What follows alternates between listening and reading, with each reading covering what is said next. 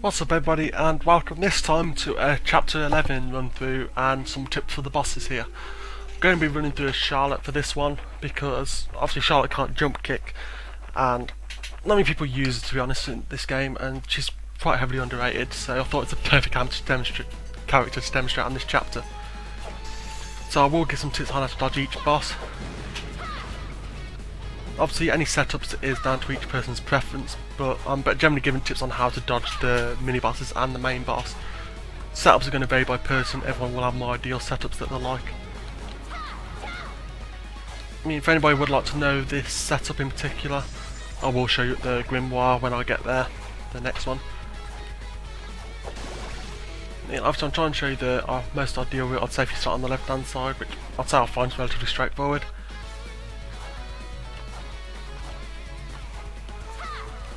I mean, I've seen a lot of people struggle on this chapter now against the mini bosses, and the order can vary depending on personal preference for the mini bosses. I mean, in solo play, I'd say it doesn't really matter. I'd say they're all relatively straightforward, to be honest, for me personally, but a lot of other players would definitely, without a doubt, say otherwise. So, the most logical way is, I'll zoom out a minute, is the Decapulot. I forget the names of them now, I'm really terrible at these. The red floating head, I'll say then, on the left hand side that you can see. I'd say go with that one first, then the executioner one with the sword spinning around him on the middle on the right, and then on the top left you've got the one there. I'd say go to him last. So to demonstrate that, I'll go straight to this one. I mean, I know there's a short way to get the execution door open, but I'm just going to show the boss routes and where you open the levers, which this lever you've already seen me go past and open. So as you can see, the lever below is unlocked, and you will need to do is for each of the mini bosses, which does make it a bit longer, but generally for this mini boss, all it does is the attacks will literally home in on you, and it'll just go back and forth constantly. So I'd say aim for the attacks to go in that direction, and that way you have time to attack it. So I'll demonstrate now.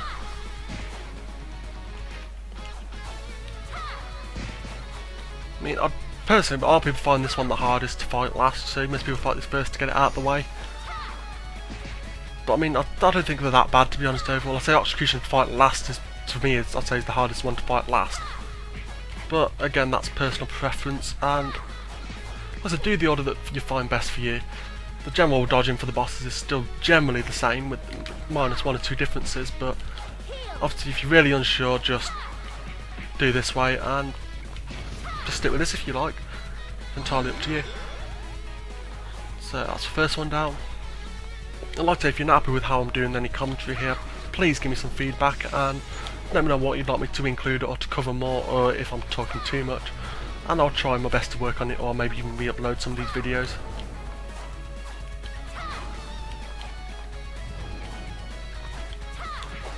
Of course, if you're not happy with any of these tips, or they're not helping, or you're unsure, just send me a message and I'll try and give you a hand as soon as I'm available, really. And as you can see, that lever there will open the door up there to get to Executioner. So obviously back to square one again, which you can go and open that door as well, then go and fight the first mini boss down there, and then come fight Executioner straight away.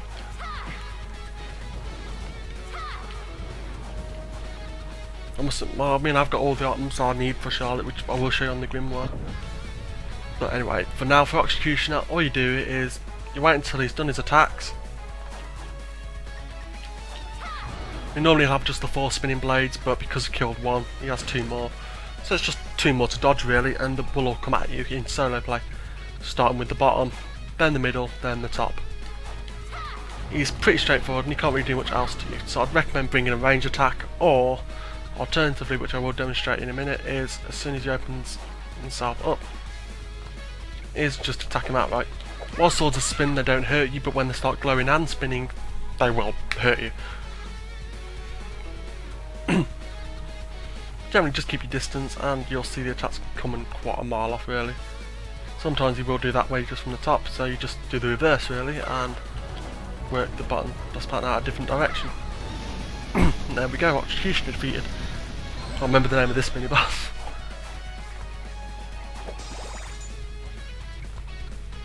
So now we've got the last one, which is just the one up here. I'm terrible, I should really remember the names, but oh, my memory is just blank while recording. I don't believe it, but it definitely happens, I guess. As you can see, this lever opens the door above. I mean, obviously in multiplayer it will differ a bit, because you will have maybe 1 or 2 players going for the one on the bottom left, a couple going for the one in the middle, then some will work straight away up to the right. And maybe you'll take them all out simultaneously. The reason you need to do these is because these mini bosses open the door in the top right of the map. I don't know if I can demonstrate it here. Yeah, as you can see in the very top right, just below the timer, there's 3 doors normally locked there, 1 for each mini boss. Kill 2 of the mini bosses, 2 of the doors are now open. I will show you the 3rd door in a minute when I've killed this mini boss, just to demonstrate what I mean.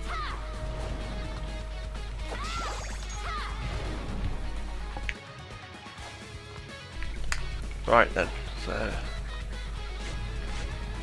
we left this boss till last. It's really not too bad, I'd say. Just keep your distance and watch this, because once he does one, the pattern's the same. When he goes in that stance, jump over the peak of your jump and you will dodge it. So peak of the jump and you will dodge the attack every time. Pretty straightforward boss with not much hassle, and as you can see with the attacks, they're always going to set a pattern. In this event, just slide under the boss and you'll dodge his attack completely while getting 3 hits in him. Or alternatively, if he does it again, I'll try and explain it. Yeah, so here we go. Obviously, because I can't jump kick here, it's a perfect demonstration. Is you just stand here, and then there you go. Just stand on the other side, ideally. And this boss isn't really that bad. It's quite straightforward. If you keep your distance, you can see the patterns, and you can pretty much dodge him in plenty of time. And I'll just walk right into him. Well, jump right into him, I should say. So of course, sorry, I did say at the very start of the video I would share myself with Charlotte, so people got a rough idea.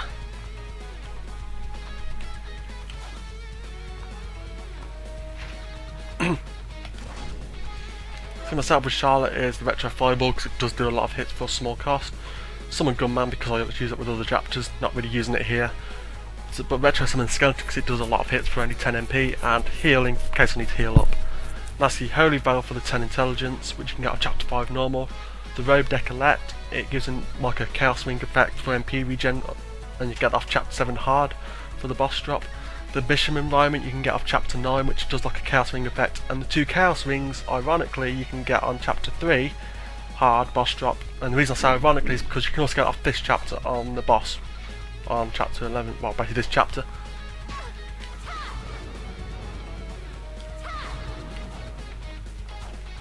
Obviously, if people aren't interested in watching do the chapter, or just basically getting hit still regardless. I'm doing these videos to try and give tips on the bosses mainly, and obviously if I'm just trying to do perfect run throughs of chapters without getting hit and such, or to use certain equipment, please let me know and I'll try and see what I can do. But I will generally give tips for the bosses and explain how to dodge their patterns on these videos at the moment. And I'll just accidentally backdash 2 heals a bit, didn't really go to plan.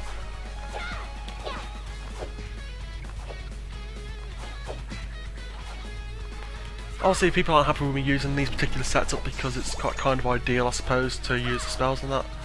Then please tell me an alternative setup you'd like me to use, or what your current setup is, and I'll try and show you with that setup as well. And of course, I'm generally showing how to dodge them, so you can dodge with any character, and as long as you remember the patterns, you should be okay. It'll just take a bit more time, depending on obviously your current equipment. And the secret item on this chapter is very, very easy to get. You just hop up into the cloud, and there you go. Right then, with this boss, very easy. He will just sometimes do 2 hops. He'll always do one where he goes in 2 directions towards or back.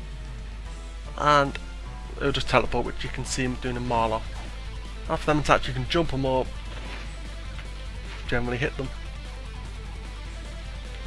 as you can see.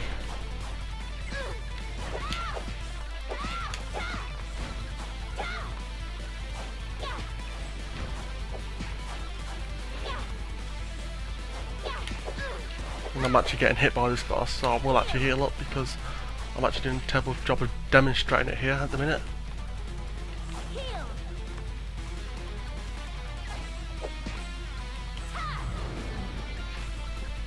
The reason I'm using Charlotte's spells is because obviously with other characters you would be actually probably hitting a lot quicker as quick as you can to take out the first form of this boss.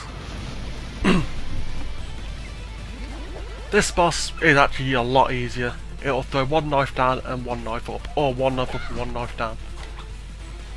So you know you're one that you can jump, and in this case jump, and then you can just duck the other one if you want to. It's up to you.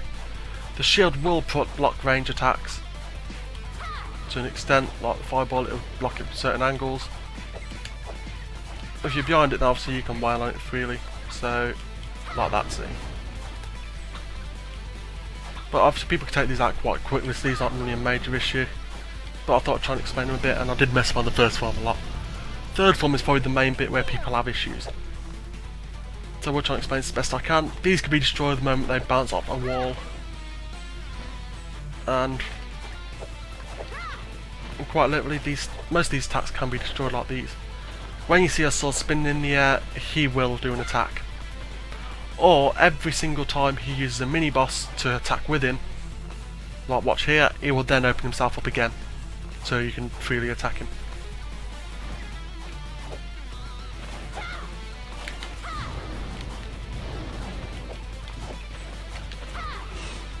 Obviously, as you can see there, if you attack him any other time, it will just guard the damage. So making this boss not have that much health really, but doing a lot of damage, to be fair, because of it. Not doing a lot of damage, but it makes it seem like he has a lot of health, I should say. Also, when the boss gets close range, he can be a bit more of a pain because of it. As you can see, like I said, he leaves himself wide open again, and I accidentally got myself cursed, which makes this boss a bit more of a pain because I have to just basically use my normal attack.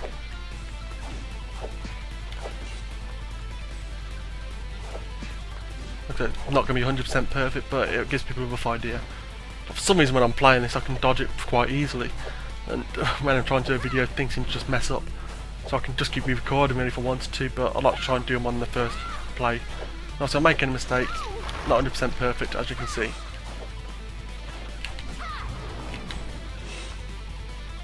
Obviously if people are using characters like Soma and that, you've got numerous ways to block it. I will use a super potion here.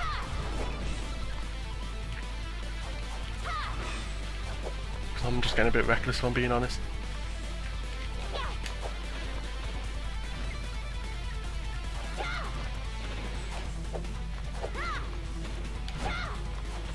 I mean, best thing I've got to say with this boss, I mean, is when you see a lot of attacks, be ready to destroy them and be patient with the boss. Give yourself plenty of room so you can see the attacks coming at you.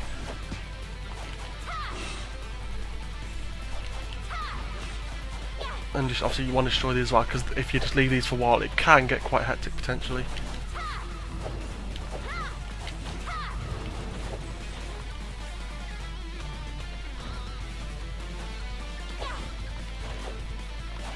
Look, I'll tell you, you want to focus on defense first and then focus on attacking when you have the spare chance, and obviously when his arm's open.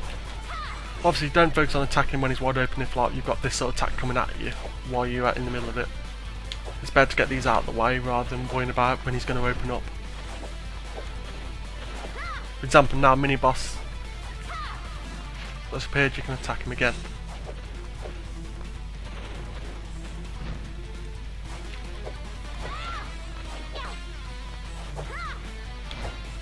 For example here, I mean just 2 sets at the minute, and they do start to get a bit hectic. And some of these do get destroyed by themselves, but it's best trying to wipe out as many as you can yourself, using whatever possible. Like here, it's not worth attacking him because I could probably take a lot of damage off these alone. Obviously, it depends on the character you're using. Like if you're using characters like Soma or Alucard and you've got things like Balmer Waves, then you can pretty much just wipe these out in seconds anyway, and you've got nothing to worry about really. But it's just like if you've not got the ideal setup for weapons, then it's just a way to dodge it. Right, there's the boss defeated, and normally you can open the 3 chests at the end if you've ever been multiplayer, because people can be looking for certain things still. And it's only a quick few seconds of your time, so it's not really too bad. And people seem to appreciate it a lot. Not exactly the best run through, I mean I'm not trying to do a perfect not getting hit whatsoever runs, but I'm showing you basically some tips to try and survive them. If you want me to try and do these a bit better, just please let me know in the comments for any feedback. And if you need any more tips, just feel free to send me a friend request or a message and I'll get back to you. Thank you very much for watching, guys, and speak to you all next time.